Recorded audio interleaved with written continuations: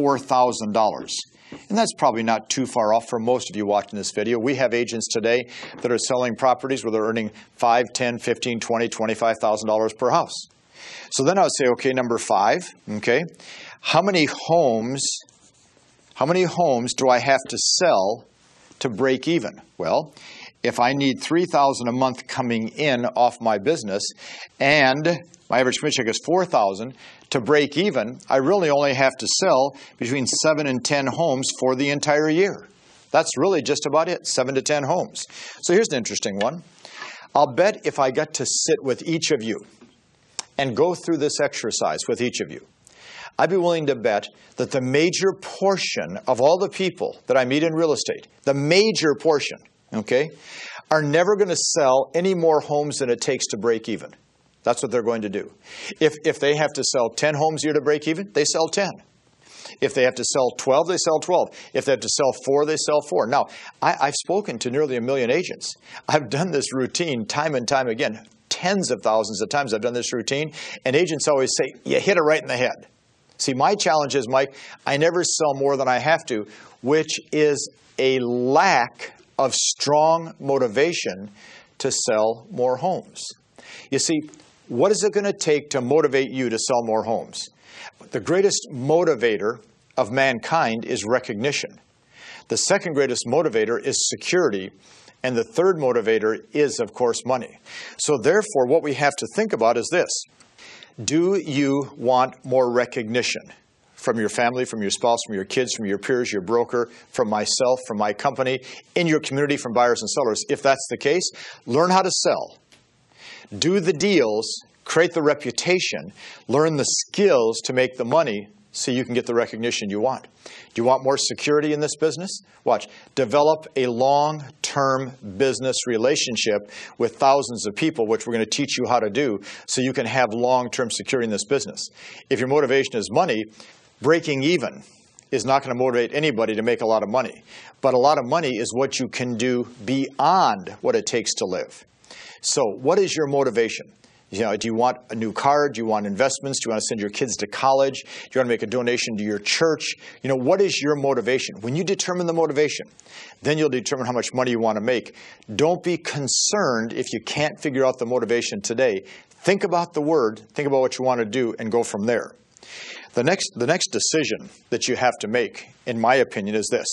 You know, do you want to become a high-volume agent as a listing agent? Do you want to become a high-volume agent as a showing agent? Do you want to become a high-volume agent working with a big team or with a small team? These are decisions you have to make. I've been lucky to have worked with personally in our coaching programs virtually thousands of some of the best agents in North America. And they use all of these different types of ways of building their business. Now, the most profitable way to become a very successful real estate person is for each of you to set a plan to become the best listing agent that you can become. To make the decision to be a strong listing agent. And then over the course of the next year, 2, 3, or 4 that we work together, you start building your skills to become a great listing agent. To build the inventory, to build the client base, to build the past clients and centers of influence that furnish you with listings on a regular basis. You see, I've talked to agents. I meet agents that do 100 transactions a year. And the agent has 3 showing agents that represent 60 of those deals, and the agent themselves does 40. And then they're paying out 50 to 60% of what they gross to the showing agent for showing property, so their actual income is this big.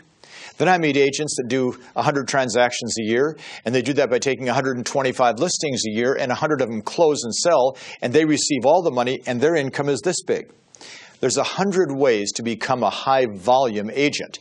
We think the best way is to make the decision to become good at listing property so you can then control what happens to your income and your next profit and your net profit. Now, the next decision that I believe you have to make is how you want to keep track of your business. I have, for the last 30 years, say the only fair way to keep track of a real estate agent's business is to measure it by the number of deals that you do, whether it be monthly, quarterly, or annually. The number of deals you do. You know, a listing sold, a buyer-controlled sale. That is a deal that you do. In this industry, too many companies recognize agents based upon their gross sales volume. I have always been critical of that because, for example, in Newport Beach, California, La Jolla, California, Carmel, California, in Miami Beach, Florida, where the average sales price might be $3 or $4 million per house, versus Tucson, Arizona, or Oklahoma City, where the average sales price might be $200,000 per house. How do you take gross sales volume and make it a fair measuring stick? Newport Beach, you sell 2 homes, do $10 million. That could be most of a whole town in some parts of North America. So therefore, gross volume is not a fair measuring stick, nor is gross income a fair measuring stick. So the only way to make a fair evaluation of your business is to judge it on the number of deals that you actually do. So decision, do you want to be recognized for gross volume, gross income, or number of transactions you do? To become highly profitable, you have to base it on number of deals that you do. Once you take a look at this particular video 3 or 4 times, and you really start to analyze what you're doing here, then you can start making decisions as to where you want to go and how you want it to happen. But at the same time, you really have to look at this issue of keeping the money that you're earning. I am 100% fanatical. If I get to work with you and talk to you, you'll see I'm even more fanatical one-on-one than I am in this particular setting that we're involved in today. And that is, you have to earn as much as you can, and you have to keep as much of that as you can for yourself, so your long-term enjoyment in life can be enhanced. So therefore, the decision you have to make is, do you want to have money that you earn and keep, or do you want to satisfy your ego in the process? Very difficult to do both. I've met thousands of great agents whose only goal is to satisfy their ego, and they're very productive. Not profitable, but productive. And I've met thousands of agents who've made the decision to earn a lot of money and keep it through good business practices. So the last decision you have to make as you go forward with this series is to make the decision, do you want to do all this based upon satisfying your ego or satisfying the profitability for you and your family in the future? I hope that you're making the decision to keep as much money as you can to build a long-term career for yourself. If that is your goal, you're watching the right training sessions with Mike Ferry. And there's no question this first one will help you make the decision as to whether you want to be a high-volume real estate salesperson or be one of the rest. Make the right decision.